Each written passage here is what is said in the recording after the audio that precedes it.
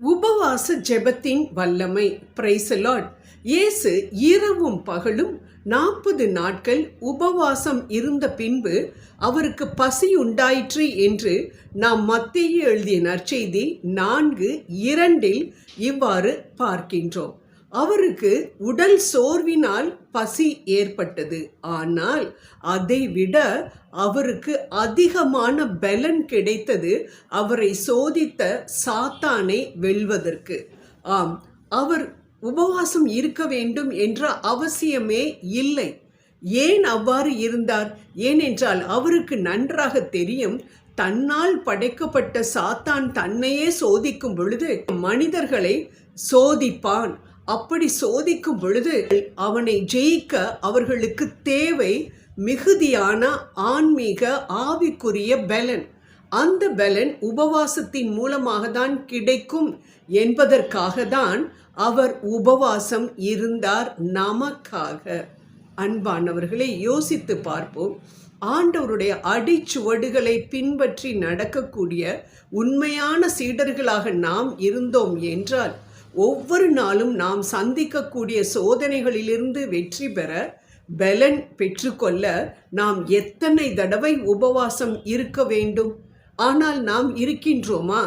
அன்பானவர்களே, இந்த உபவாசத்தின் பொழுது நமக்கு உடல் சோர்வு ஏற்பட்டாலும் பலன் கிடைக்கின்றது. சாத்தானை ஜெயிப்பதற்குரிய பலன் கிடைக்கிறது என்பதை நாம் அநேக நேரம் மறந்து விடுகின்றோம்.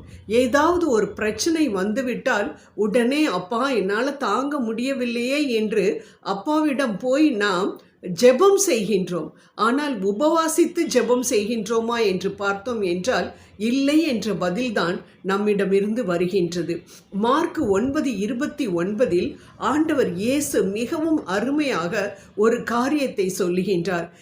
இந்த வகை பிசாசு உபவாசத்தினாலும் ஜெபத்தினாலும் அன்றி வெளியே போகாது என்று. எத்தனையோ பிரச்சனைகள் உடனே இன்னைக்கு வரலாம், நாளைக்கு போயிடலாம். ஆனால் சில பிரச்சனைகள் நான் போக மாட்டேன் என்று அடம் பிடித்து கொண்டு நம்மோடு ஒட்டி கொண்டிருக்கிறதை பார்க்கும் பொழுது நாம் உடனே உபவாசம் இருக்க வேண்டும் என்பதை வலியுறுத்துவதற்காக தான் ஆண்டவர் இந்த காரியத்தை சொல்லுகின்றார். அன்பானவர்களே, ஆனால் நம்ம ஆண்டவர் சொல்கிறத நம்ம கேட்கறது இல்லை. டாக்டர்ஸ் சொல்கிறத கேட்குறோம், இல்லை மற்ற நம்ம உடல் சொல்கிறத கேட்குறோம்.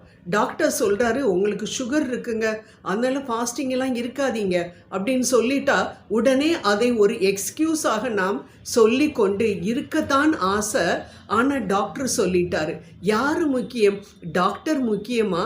40 நாட்கள் வேணால் நம்ம இல்லாமல் இருக்கலாம். அட்லீஸ்ட் ஒரு வாரத்திற்கு 1 நாளோ 2 நாளோ அல்லது ஒரு வேளையோ 2 வேளையோ நாம் உணவை ஸ்கிப் பண்ணி ஆண்டவருக்காக அந்த நேரத்தை நாம் செலவழிக்கலாமே, ஜெபிக்கலாமே.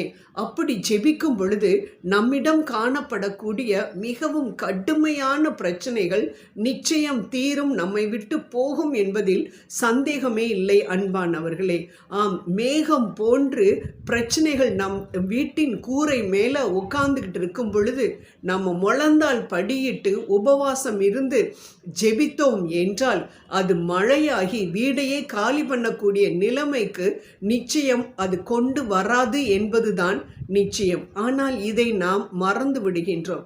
ஆம் அன்பானவர்களே, நாம் யோசித்து பார்ப்போம். போன மாதம் நான் எத்தனை முறை நான் உபவாசம் இருந்திருக்கின்றேன்.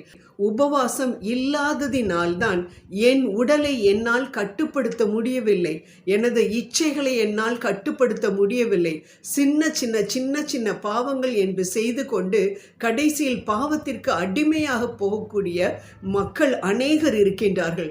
அவர்கள் மட்டும் உபவாசம் செய்து தங்களது உடலை ஒடுக்கி அதற்குரிய ஆவிக்குரிய பலனை மட்டும் பெற்றுக்கொண்டார்கள் என்றால் வெகு சீக்கிரத்தில் எளிதாக எல்லா பிரச்சனைகளிலிருந்தும் வெளியில் வந்துவிடலாம் என்பது தெரியாமலே மக்கள் இவ்வாறு போய்கொண்டிருக்கின்றார்கள். அதனால் நாம் என்ன செய்ய வேண்டும் என்று ஆண்டவர் கூறுகின்றார், நாம் உபவாச நாளை நியமிக்க வேண்டும்.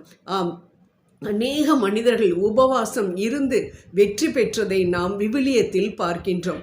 குறிப்பாக நினிவே நாட்டு மக்கள், மோசே, தானியேல், எஸ்தர் போன்றவர்கள் உபவாசம் இருந்து ஜெபித்து அநேக காரியங்களை பெற்றுக்கொண்டார்களே, நாட்டையே மீட்டு கொண்டார்களே, ஏன் நம்மால் நம் குடும்பத்தில் இருக்கக்கூடிய பிசாசு ஆட்டி படைத்து கொண்டிருக்கக்கூடிய நம் கணவரையோ நம் பிள்ளைகளையோ நம்மால் மீட்டு கொண்டு வர முடியவில்லை?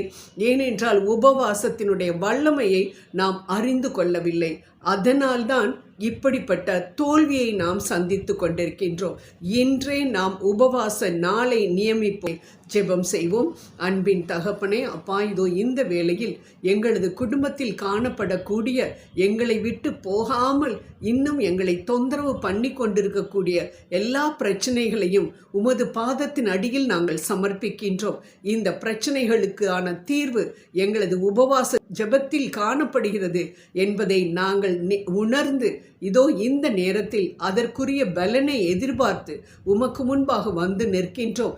நீர்தாமே தகப்பனை, நல்ல முறையில் நாங்கள் உபவாசம் இருந்து ஜெபித்து அந்த பிரச்சனைகளிலிருந்து விடுதலை பெற நீர் எங்களுக்கு கிருபை புரிய வேண்டும் என்று உம்மை கெஞ்சி மன்றாடுகின்றோம்.